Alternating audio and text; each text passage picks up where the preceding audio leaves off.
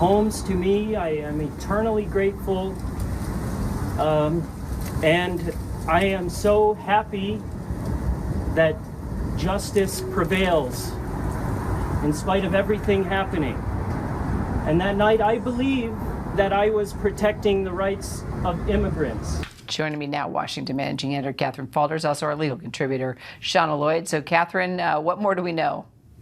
Well, we knew that Sean Dunn obviously was in court. The jury was deliberating through yesterday and into today, and they found him not guilty. Now, not guilty of course, causing any bodily harm to the officer, that agent who he threw the sandwich at. Now, we heard testimony from that agent, from that officer, just yesterday or the day before, where he took the stand describing the incident of the sandwich hitting him. He said the sandwich hit him and exploded on him, and that he felt the impact of the sandwich, but that it didn't hurt him. Now, we do know that throughout the course of jury deliberations, they did ask for the definition of bodily harm. What does that exactly mean? That's what the jury was considering here. Did that sandwich that hit the officer physically hurt the officer? We heard the officer's testimony. He said it didn't hurt him. So that obviously factored in to their decision here today. You saw him speak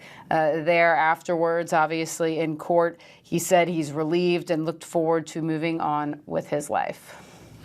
I'm not going to lie. It's very hard to do this entire segment with a straight face. Shauna, what do you make of the jury's decision here?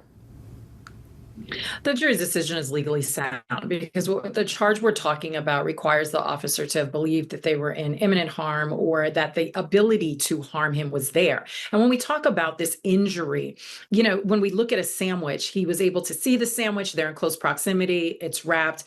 Hitting at someone with a sandwich isn't causing an injury, nor could you believe that you were going to be injured. So the verdict is very consistent. And this is why we have a grand jury process, right? The grand jury even rejected charges associated with this because I think it just does not meet the criminal standard. I have to agree with you on that. Shauna, Catherine, thank you both. The emperor of illusions. If the first Trump presidency was chaos, the second is theater. Power isn't exercised, it's performed. His empire isn't built on laws or policies, but on moments, viral videos, dramatic headlines, and emotional clips that keep the crowd watching. He's turned the government into a stage where every briefing is a scene, every speech a script, every crisis a storyline. He knows that facts can be challenged, but feelings can't. That's why he speaks in emotion, not evidence. He doesn't convince. He performs. And in an era where attention is currency, performance is power. The problem is that illusions demand constant upkeep. When the crowd begins to doubt, the show must escalate. 1 week, it's an AI video. The next, it's a military threat, then a trade war. Spectacle replaces substance until even the presidency becomes an episode-to-episode survival act. Behind the smoke and lights, governance decays. Institutions grow weaker, staff rotate faster, and experts are sidelined for loyalists who clap on cue. Truth becomes something negotiated between belief and entertainment. You can't argue with followers who no longer care what's true, only what feels dramatic.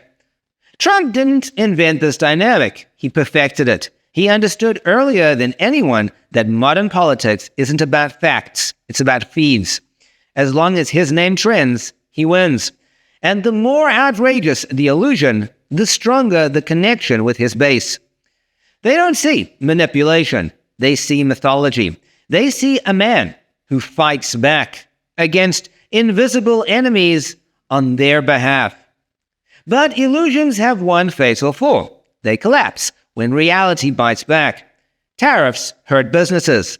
Military threats scare investors. AI videos amuse the base, but embarrass the nation. Slowly, the line between show and shame blurs. The emperor may keep changing costumes, but the empire beneath him is wearing thin. In the end, history won't remember the spectacle's shine, but the silence it left behind. The hollow institutions, the eroded trust, the country that mistook applause for achievement. Trump may see himself as the star of the story, but someday the lights will go out, and the world will remember that even emperors